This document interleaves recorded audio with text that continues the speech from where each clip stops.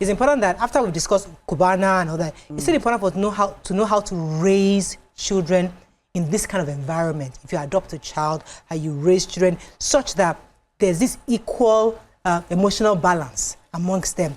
What would you advise parents who are adopted? Because today we have lots of children, people who are really engaged in adoption. What's the best way to raise them? Should we do full disclosure from the beginning or hide it and never mention it at all? You see, I always say this. When a child can speak, when a child can understand what you say, I'm talking about developmental stages, tell that child in simple terms what the child needs to understand. Stumbling on documents when you are much older, saying that you are adopted, is devastating. But if the child knows, if the child understands his or her place or the birth situation, even when the child goes out and you say, oh, you are adopted, oh, I know. My daddy told me or my mom told me. You have prepared that child. You have given that child an internal defense. To face the world. Yes, but if you just leave the child to just float around and then maybe they are looking for one document and you say, adopted in 1991 orphanage. No, now. Yeah. So parents disclose at the appropriate time when the child can understand what you're saying. That does not mean you treat the child less than your other children if God has not blessed you with more. But know that you are adopted, but you are still older than this person, you are still older than this person. Okay, let's talk about parenting for a second, because we saw you with the pink hair and we're thinking, I think one of the ladies was saying, if our children come in today, our teenage, 13-year-old, 14-year-old, and wants to do a pink hair because, hey, and Dr. Pamela has a lovely pink hair and kids, I mean, we want to be trendy, we want to be modern parents, but at the same time, there's a part of us that say, my daughter was telling me the other day that, Mommy, I want to paint my nails, and I'm thinking to myself, no, 16. Like, no, everybody is not you. I know it's okay, it's not a crime. But for me, I just feel like you should wait till 16, period. And of course, you're squeezing her face, I didn't care. But I'm being seen as, Moya, it's too much now. It's just pink hair. I mean, how do you raise children in this modern... Okay, first, I'm so glad you brought this up. It gives me so much joy. First of all, I turned 60. Whoa! Oh, wow! Oh, my goodness. I am 60 years old. You're living your life. They would try me. So, I'd have never guessed. So, a child who is a teenager or younger than a teenager wanting to do what adults do, it stems also from communication. You discuss with that child. You have not reached the age to take this kind of decision. You cannot do this at this age. The child will ask why. You now explain.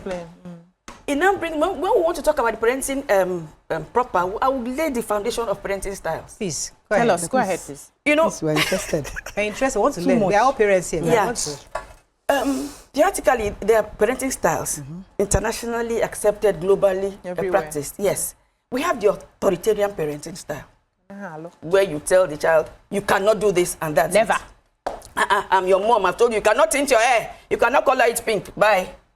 That's what I did. You can't paint this period. That's authoritarian. It depends on the age, right? Yeah.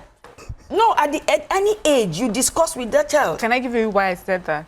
So my stepson, he had finally graduated university, you know, just... Everybody has So going off to, you know, just now looking for work and trying to find his way around. Then he comes to visit one day and he had platinum colored hair and everything. The father did not say, oh, yeah. He said, I see you're not hoping to work with anybody. That's all he said. This boy has black hair now, and he's a born-again Christian. I see you're not hoping to work with anyone. Yeah, and that was all he said. So he let him, maybe he figured out life, where he goes to give CV somewhere, maybe they say, with this hair, okay, thank you very much, you know. And he's figured himself out. That's it. That was authoritative.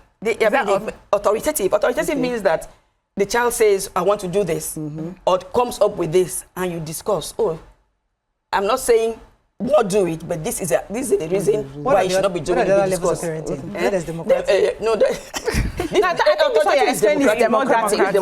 it's more democratic. Authoritative, different from authoritarian. The one that daddy is coming back, you hear the car horn, everybody disappears. Go to your room. Yeah, we did all that. The TV is on, you switch it off. Okay? Now, the permissive one, he won't say anything about the hair. You come, oh, you want to color your hair green? Go ahead. Go ahead. You want to pierce your nails? Anything you want.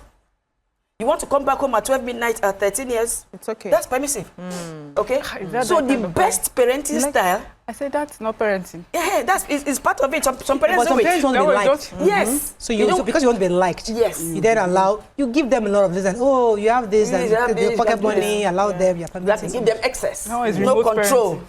No control. Mm. You give a child pocket money, you don't have any feedback on how the money is spent.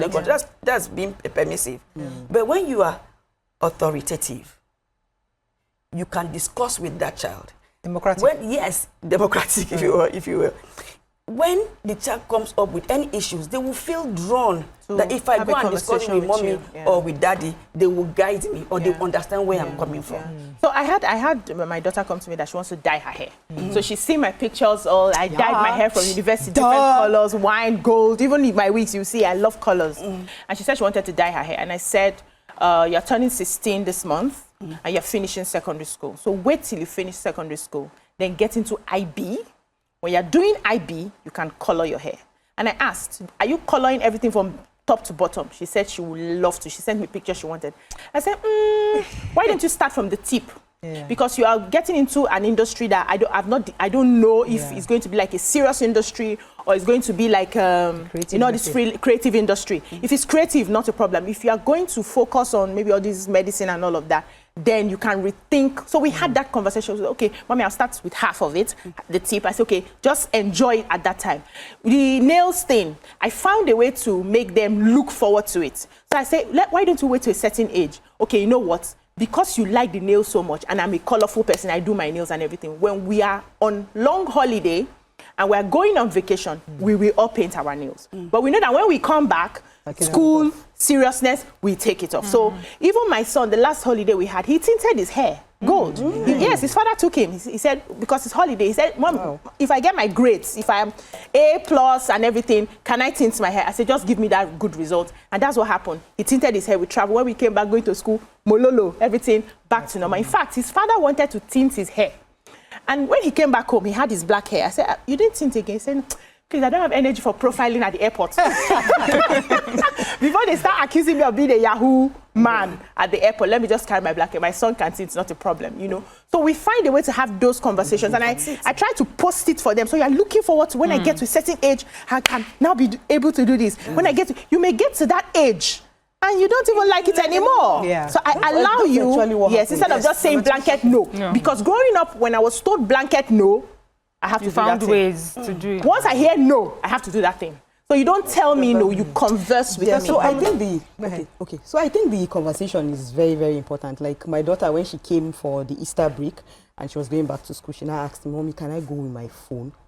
And I sat down because all her friends have their phones with them in school. Oh. I sat down and I was like, how do you? Because they'll just go, they will keep it with the house mistress there in school and all of that. But then I sat down and I was just thinking, I was like, no, but me, I actually said that when she's done with school, that's when she's going to have her phone. And now, at some point, I gave it to her later, and I now came back and I said, no, you can't have your phone, I'm sorry. Okay. It's just remaining how many months? You have just how many months? Okay. Finish up. Once you finish up, your phone is there. We'll give you your phone. I'll give you your phone, and I will never touch your phone because usually by 8, you come and drop the phone. But this time around, I'm not going to collect the phone from you. Time has run out of time. We have to bring it back because this phone matter is a serious matter. Because sometimes I get really scared of what's on social media. I mean, it was my nieces that came recently that told me that I could put some parental control on YouTube, and I didn't know. I was a very foolish parent. They had their own pages. They had the 10-year-old restrictions. I had that. But they were always on my own page. They don't look at their own 7-year-old. They don't look at that. It's my own page. They always watch it. They're watching some movies. Until she told me, why are they watching Chucky? And I'm like, it's my page. I said, no, Chucky's 18+. You should put a code. I said, I can. And they don't put the code for me. They know they shouldn't be on your profile. They're forced to watch. Now I've increased their own profile to but I didn't know that. I was one of those parents I was somewhat permissive. So we need to bring you back to help us. But let me just let you wrap up. Your own submission. What's the best approach to raise children in this new world? Dispensation. The best approach is authoritative parenting. Not authoritarian. Authoritarian is different. Authoritarian is different from when you hear the Rian, authoritative. it is like hammer. Authoritarian. I'm the authority here. What I say stands. Okay. You don't shift ground. Your children say something, you don't even listen. That's authoritarian. Different. Yes. Okay. Authoritative. It also affects them when they take these children outside the country. Yes. Okay? But when you are practicing authoritative parenting, Okay. you, like Boraya said, democracy, maybe you can now associate it democracy, you know, authoritative. So we can now... They know you're the authority in the house. Yes. But you give them opportunities to tell you things, you discuss, We you have hear to their wrap up, perspective unfortunately. about things. That's and still then- authoritative. Yes, authoritative. Authoritarian is you don't listen to them. So then, That's- I how is it like different that. from democratic? Democratic. You know, it's a mixture of it. Yeah, I'm just trying to associate the word so you can remember the authoritative is one that you you discuss and agree. Like before I tinted my head, my children were like, "Mommy, go ahead." I had low cut. So they are My husband- democratic children. Yeah, my husband now said, "Which color are we doing?" The democratic We setting. discussed it, okay? And everybody agreed, and this is how I am suits now. you, girl. You had to ask We have to bring permission. you back again. Oh, that would be an honor. Thank you Yeah, so much. Thank you. Thanks for having me. Thank you. Thank Lovely. you. had fun. That's all we can take on today's show. Have a great day. We'll see you tomorrow. Bye for now. Authoritarian all the way.